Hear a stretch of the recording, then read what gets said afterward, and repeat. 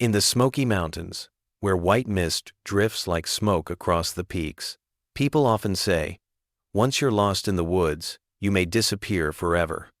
The Smoky Mountains, stretching between North Carolina and Tennessee, are among the most breathtaking wilderness areas in America. Dense forests, icy rushing streams, and a veil of thick fog create a landscape that is both enchanting and threatening.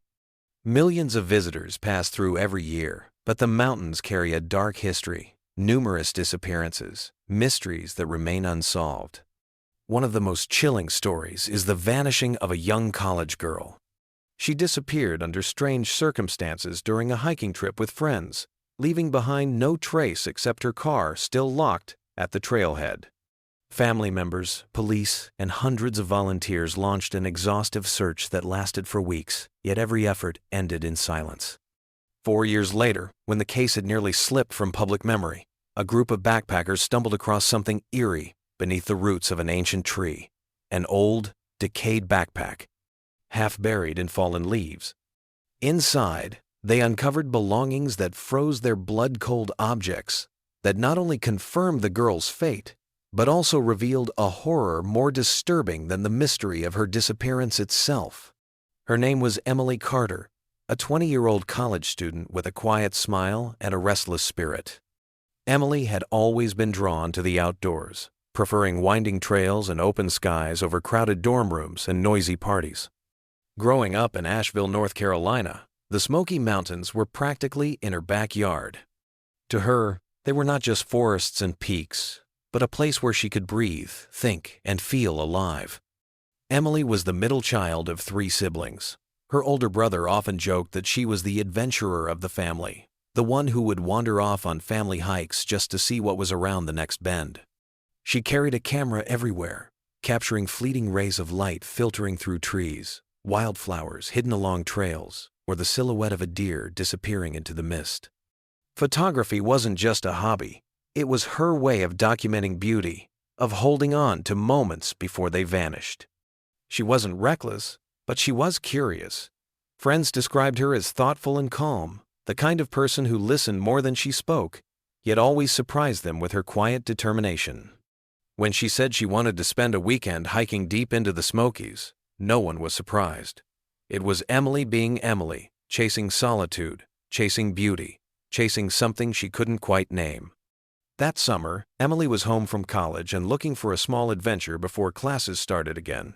A few close friends planned a camping trip into the park, and she eagerly joined.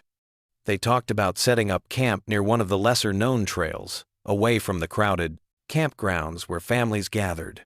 Emily loved the idea of being further from civilization, closer to the wild. The Smoky Mountains, however, have a reputation that hikers and locals know all too well. Behind their postcard beauty lies danger: sudden storms, unpredictable terrain, wild animals, and miles upon miles of dense forest where compasses falter and phone signals vanish. Over the years, rangers had recorded multiple disappearances. Some hikers were found days later, dazed and dehydrated. Others were never found at all. Emily knew about these stories, of course, but she never believed she'd become one of them. She was young, careful, and optimistic. With her friends by her side, she felt safe.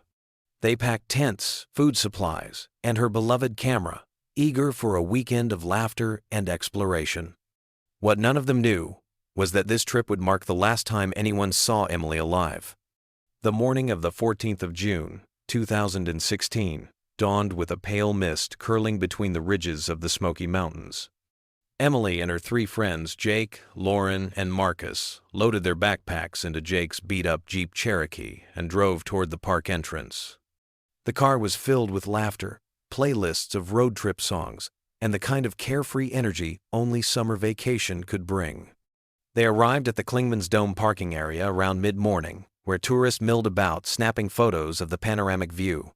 But unlike the families and casual visitors, Emily's group had bigger plans.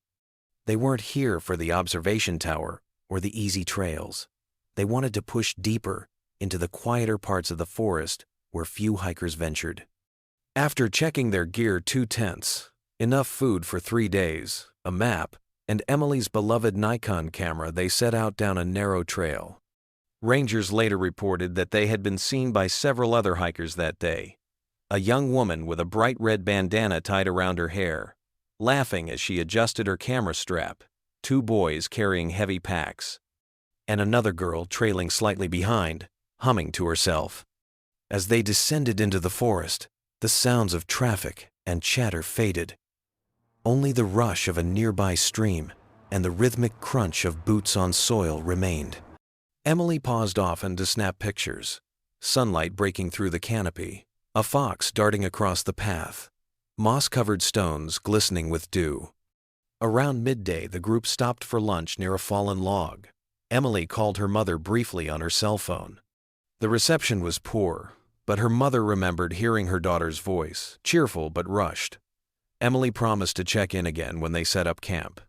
That would be the last call she ever made. In the afternoon, they pushed deeper still, following a less marked path that Jake insisted would lead to a hidden waterfall. The trail grew narrower, the forest thicker. Marcus joked about getting lost, but Emily only smiled, tugging her bandana tighter. She loved this feeling, the sense that the forest had closed around them, swallowing the outside world. Several hikers later recalled seeing them that afternoon, somewhere near Forney Creek Trail.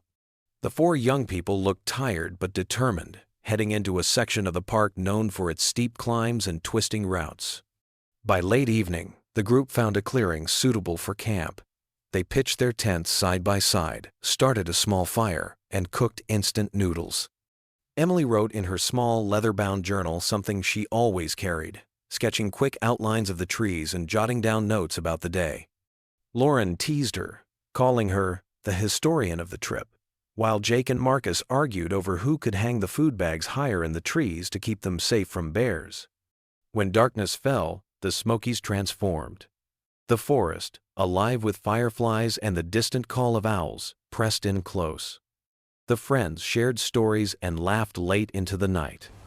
Emily snapped one final picture, a blurry shot of her friends glowing in the firelight, faces warm and smiling. No one could have guessed that this would be her last photograph. Sometime after midnight, the forest grew silent. What happened next remains a mystery. By the next morning, when the sun rose over the misty ridges, Emily was gone. Her tent was empty. Her camera was missing, and from that moment on, no one ever saw her again. When Emily's friends woke the next morning, the sun was already filtering weakly through the canopy. Birds sang overhead, and the fire had burned out to ash. At first, they thought Emily had wandered off to take pictures. It wasn't unusual; she often woke before the others to catch the early light. But as the minutes stretched into an hour, unease set in. Her tent stood empty, her sleeping bag neatly rolled. Her pack was gone, as was her camera. Jake called her name into the trees. Lauren whistled, their prearranged signal for regrouping. There was no answer. By noon, panic had taken hold. The group split up, combing the surrounding trails, but found nothing. No footprints, no broken branches, no sign of struggle. Finally, shaken and exhausted, they hiked back toward the trailhead and notified park rangers. That call triggered one of the largest search operations the Smoky Mountains had seen in years. Within hours, rangers coordinated teams of volunteers, dogs, and helicopters. They established a command post at Klingman's Dome, using maps and grids to organize the search. Rangers interviewed Jake, Lauren, and Marcus repeatedly, trying to piece together Emily's last known movements. All 3 gave the same account. She had gone to sleep in her tent, and by morning, she was simply gone. Emily's car was still parked at the trailhead, locked, with her spare clothes and notebooks inside. This detail chilled investigators. It meant she hadn't intended to leave the park. The first days of the search were frantic. Helicopters hovered over the ridges, scanning with thermal cameras for any trace of human movement. Search dogs followed faint scents along the creek beds but quickly lost the trail in the thick undergrowth. Volunteers combed ravines, crawled through laurel thickets, and shouted her name until their voices cracked. But the Smoky Mountains are vast, over 500,000 acres of ridges, hollows, and tangled forest. weather turned against them. On the third day, storms rolled in, flooding creeks and washing away footprints. Trails turned to mud. Mist hung low, obscuring visibility. Rangers knew that every hour lost made survival less likely. By the end of the first week, hope began to dim. No clothing scraps, no camera, no sign of campfires. It was as if Emily had been erased from the forest. Her family arrived, setting up near the command post. Her mother refused to leave, clutching a photo of Emily, pleading with rescuers not to give up. Her father hiked with search teams until his feet blistered, calling his daughter's name into the dark woods. News crews descended, broadcasting the story nationwide. College girl vanishes in Smoky Mountains. Speculation ran wild. Some believed she had been attacked by a bear or mountain lion. Others whispered darker theories: kidnapping, foul play. Online forums buzzed with armchair detectives proposing every possibility from accidental drowning to running away from her life. Yet the evidence remained stubbornly blank. After 2 weeks, the official operation scaled back. Rangers could not justify the resources when there was no new lead. Volunteers still searched, but the numbers dwindled. Emily's family begged authorities to continue, but eventually the case shifted from rescue to recovery. The silence of the Smokies was merciless. For months afterward, small teams occasionally ventured out, following up on reported sightings or discovered belongings, though every lead turned out false. A hiker thought he saw a red bandana snagged on a branch. It was just a scrap of cloth. Another reported hearing a woman scream deep in the hollows. No trace was found. By winter, the search was over. Emily's disappearance was logged as one of the park's enduring mysteries. Her family returned home with no answers, only an unending ache. The Jeep remained in the parking lot for weeks before it was towed away. The campsite where she had last laughed with her friends grew over with weeds. The forest reclaimed everything, as it always does. And Emily Carter, once a vibrant young woman chasing sunlight with her camera, was gone, vanished into the Smoky Mountains without a trace. After the official search ended, life for Emily's family collapsed into a void of unanswered questions. Days blurred into weeks, then months. Her mother kept Emily's bedroom exactly as it had been, the bed neatly made, photographs still taped to the walls, the faint scent of her favorite perfume lingering in the air. At night, she often left the porch light on, whispering that maybe Emily would find her way home. Her father buried himself in work, though co-workers often found him staring blankly at his desk. He carried a folded photo of Emily in his wallet, edges worn soft from constant handling. Her siblings coped in their own ways. Her older brother grew bitter, snapping whenever anyone suggested that Emily might be gone for good, while her younger sister stopped speaking of her entirely, as though silence could protect her from the grief. In Asheville, the community never forgot. Flyers with Emily's smiling face remained tacked to bulletin boards long after they had faded in the sun. Each year, on the anniversary of her disappearance, friends gathered at the trailhead where her car had been found. They lit candles, read poetry, and promised to keep her memory alive. Yet as time stretched on, the story slipped from the headlines. Other tragedies took its place, and the world moved forward. The Smoky Mountains welcomed new hikers, new families seeking wonder in the mist, even as the shadow of Emily's disappearance lingered quietly among rangers and locals. Rumors never stopped. Some insisted she had been attacked by a wild animal and her remains scattered beyond recognition. Others whispered darker theories that she had been kidnapped, dragged deeper into the forest by someone who knew the terrain. A few even speculated that she had chosen to vanish, leaving behind her old life for reasons only she understood. The family clung to hope, fragile as it was. Her mother often appeared on local television, pleading for information. Tips trickled in sightings in nearby towns, vague reports of a girl resembling Emily, but none were ever confirmed. By the 4th year, hope had thinned to a painful thread. For most, Emily Carter had become just another Smoky Mountain mystery. But for those who loved her, the silence was unbearable, a silence that screamed louder with each passing day. And then, in the summer of 2020, the mountains finally gave something back. It was late August of 2020 when a pair of campers, Hannah and Derek veered off the main trail near Hazel Creek in the Smoky Mountains. They had been searching for a shortcut back to the river when they realized they were lost. The sun was already dipping behind the ridges, staining the forest in shades of gold and shadow. With no clear trail in sight, they decided to rest near a giant oak whose roots clawed out of the ground like skeletal fingers. That was when Derek noticed something strange beneath the layers of wet leaves, the faint outline of a strap. At first, he thought it was just a discarded piece of gear left by another hiker.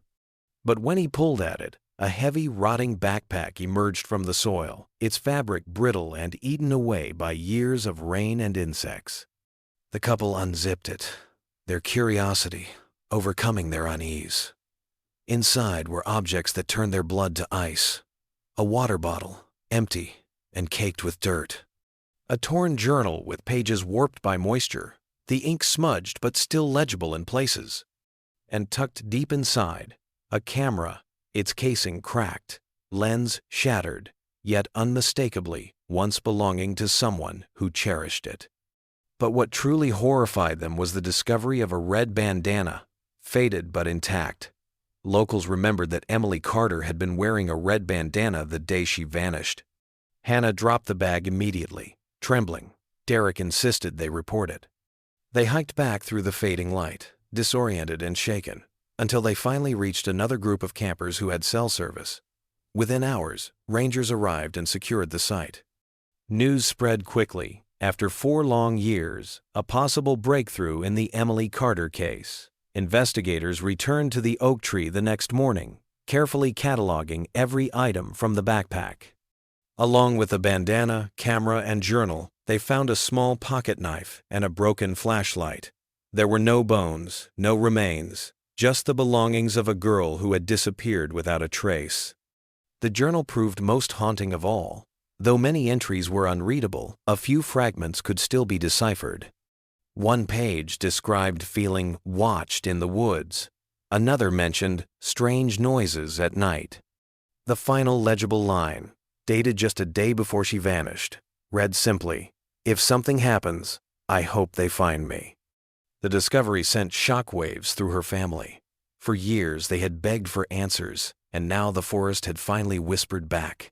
Yet the backpack raised more questions than it answered. How had it ended up buried beneath that oak tree? Why had no one stumbled upon it sooner, given that search teams had scoured the area for weeks? Some believed the backpack had been deliberately hidden, perhaps even moved after the initial search. Others argued it had always been there, concealed by nature's relentless grip, covered by seasons of leaves, rain, and soil, until time itself chose to reveal it. For the Carter family, it was both a relief and a torment. Relief that something tangible of Emily had finally been found.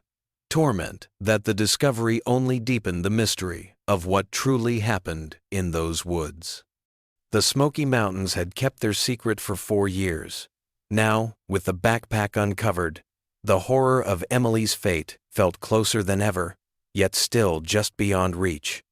The discovery of Emily's backpack reignited debate and speculation. Investigators, journalists, and amateur sleuths all tried to piece together what the items meant. Theories swirled like fog in the Smokies. One of the most accepted explanations was that Emily had become lost, straying from her friends during the night. With her camera and essentials, she might have wandered deeper into the wilderness, disoriented in the darkness. The backpack, they argued, suggested she had attempted to survive for at least a short time using the flashlight, knife, and journal to cope with her growing fear. But why had she not returned to the trail? Why had search teams never crossed her path? Some believed the journal hinted at something more sinister. The entries describing strange noises and the unsettling feeling of being watched fueled speculation that Emily encountered another person in the woods. Perhaps she had fled, leaving her friends behind in a moment of panic, only to be pursued. Could her backpack have been intentionally hidden by someone who wanted her never to be found? Others leaned toward a natural explanation. The Smokies are known for their disorienting terrain and sudden changes in weather. It was possible that Emily sought shelter beneath the oak where her belongings were found, but succumbed to exposure or an accident. animals could have carried away her remains, leaving only her possessions behind. Yet the biggest mystery remained unsolved. Where was Emily? No bones, no clothing fragments, no definitive evidence of her fate. The backpack answered one question: she had indeed ventured farther into the forest, but left countless others hanging in the mist. And so, Emily Carter's disappearance remained a riddle, one that blurred the line between tragedy and something far darker. In the end, Emily Carter became more than just a missing person. She became part of the Smoky Mountains' dark folklore. Her name was whispered among hikers who set out on the trails, her story retold around campfires where flames flickered against the looming trees. Parents warned their children not to stray too far, not to ignore the weight of the wilderness. The backpack, now sealed in evidence storage, stood as the last fragile link to her. Her camera, broken and silent, would never reveal what she might have seen. Her journal, smeared by rain, offered only fragments, echoes of fear and uncertainty. And her red bandana, once a bright flash of color, had faded to a ghostly pink, like the last trace of a life cut short. Her family never stopped hoping for closure. Each year, they still returned to the trailhead, laying flowers and speaking her name into the forest air. But the Smokies gave no further answers. The mountains kept their silence, as they always had, as they always would. To this day, hikers sometimes pause beneath the old oak tree, shivering at the thought of what once lay hidden under its roots. They say the forest there feels colder, quieter, as though holding a secret it refuses to share. And so Emily remains woven into the fabric of the Smoky Mountains, a reminder that beauty and danger walk hand in hand. Some vanish because the wilderness is vast. Others vanish because nature's secrets are never meant to be revealed. In the Smoky Mountains, the mist swallows sound, the forest swallows footsteps, and sometimes it swallows people too. If this story gripped you, there are countless more mysteries out there still waiting to be told. On Last Seen, we uncover chilling disappearances, unsolved cases, and the haunting truths left behind. Don't just watch, be part of the search. Subscribe to Last Seen today and turn on notifications so you'll never miss the next disappearance, the next clue, the next revelation. Because sometimes, the only way to honor the missing is to make sure their stories are never forgotten.